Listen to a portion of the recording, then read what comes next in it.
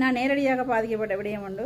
கடந்த வாரம் யாழ்ப்பாணத்தில் இருக்கக்கூடிய ஒரு எரிபொருள் நிரப்பு நிலையத்தில் போய் எரிபொருள் நிரப்புவதற்காக நான் பணத்தை கொடுத்திருந்த போது அங்கே வந்து பார்த்திங்கன்னா எரிபொருள் அது சரியாக நிரப்பினாரா நிரப்பில்லையான்றது அடுத்த பிரச்சனை. அங்கே வரக்கூடிய அந்த வாடிக்கையாளர்களை வந்து சரியான மரியாதை முறையில் நடத்துறதில்லை. கேள்வி கேட்கும்போது இந்த பெட்ரோல் வந்து அடிச்சிருக்கிறது, இந்த எனக்கு இது குறைவாக இருக்கிறது என்று கேள்வி கேட்டால் அதுக்குரிய சரியான பதிலை வழங்க வேண்டும். இல்லைன்னு சொன்னால் ஒரு பொருத்தமான ஒரு தீர்வை சொல்ல வேண்டும். அதை விட்டுட்டு திருப்பி வாடிக்கையாளர்களை வந்து எள்ளி நகையாடுகின்றது.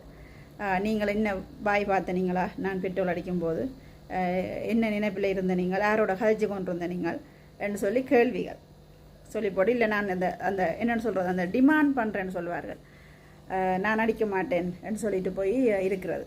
இது வந்து எனக்கு நடந்தது. பெட்ரோல் வந்து நாங்கள் வளமையாக இவ்வளோ லிட்டர் அடிங்கன்னு சொன்னால் அந்த பெட்ரோலை அடிச்சுட்டு தான் எங்கள்கிட்ட பணம் வேண்ட வேண்டும். ஆனால் பணத்தை வேண்டி விட்டு அவர் பெட்ரோல் அடித்து கொண்டிருக்கிறார். அடித்து முடிஞ்சாரா அடிக்கலைன்னு தெரியல. அவர் அங்கே இங்கே நடந்து கொண்டிருக்கிறார். அப்போ சரி அடிச்சுட்டாருன்னுட்டு நாங்கள் வாகனத்தை எடுக்கும்போது வந்து ரெண்டு என்ன நான் இன்னும் அடிக்கல, அதுக்குள்ள எடுத்துட்டீங்க, என்ன பார்த்து கொண்டிருக்கிறீங்க என்ன மாதிரி ஒரு கேள்வி.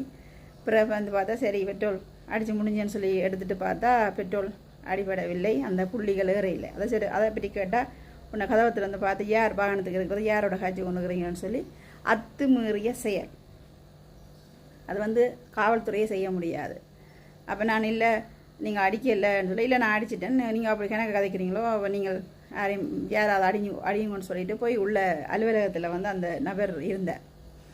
அப்போ அங்கே வந்திருக்கக்கூடிய பொதுமக்களும் வந்து தங்களுடைய தேவைகள் நிறைவேற்றப்படாமல் இடையில் நிற்கன்னு சொல்லிட்டு என்மேலே எரிஞ்சு விழுந்தார்கள். இப்போ யாரும் வந்து அங்கே என்ன சரி என்ன பிள்ளைன்னு பார்க்கல. அப்போ நான் உடனடியாக போய் அந்த அலுவலகத்தில் போய் கேட்டேன், நீங்கள் எனக்கு பற்றிச்சிட்டு தாருங்களேன். பற்றிச்சிட்டு கேட்டால் அவர் பற்றிச்சிட்டு தர மறக்கின்றார். அதில் வராதுன்னு சொல்லுகின்றார். வராத இயந்திரத்தில் ஏன் நீங்கள் அதில் கூப்பிட்டு அடிக்கின்றீர்கள், எரிபொருளை ஏன் நிரப்புகின்றீர்கள்? அப்போ நீங்கள் எரிபொருள் நிரப்பினா அதுக்குரிய பட்டிச்சீட்டை நீங்கள் தர வேண்டும். அப்போ நீங்கள் குறைவாக அடித்து விட்டு அப்புறம் எங்களையே கேள்வி கேட்குறது, எங்களை வந்து குற்றம் சாட்டுறது, எங்களை வந்து எள்ளி நகையாடுறது.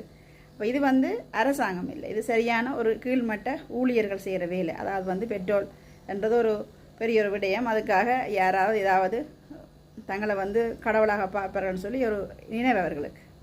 அப்போ நான் சொன்னேன், எனக்கு உடனடியாக தாருங்கள் பட்டிச்சீட்டில் தர முடியாது. நான் திரும்பி வந்து நின்றேன். என்ன பார்த்தா அவர் அடிக்காமல் நிறைய வரிசை வந்து அது நீண்டு கொண்டே சென்றது.